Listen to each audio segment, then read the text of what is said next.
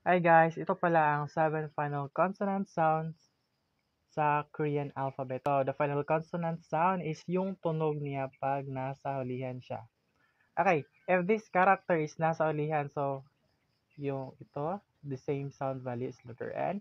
Ito naman, if nasa hulihan is letter M. Ito, pag nasa hulihan is meron siyang NJ sound, pero pag nasa unahan, wala siyang sound value. Alright, pag ito naman is nasa hulihan, ito ay may L. So, ganito, L. Alright, pag ito is nasa alihan same, so magiging P yung sound value niya. At ito naman, pag nasa alihan is automatic na magiging letter T. Okay, so magkaiba yan sa ano ha, initial sound value na at sa final na sound.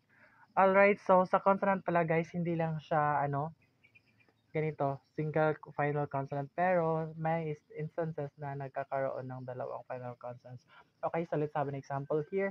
Yodel, yodel, tak, tak, mok, samta, samta, at saka an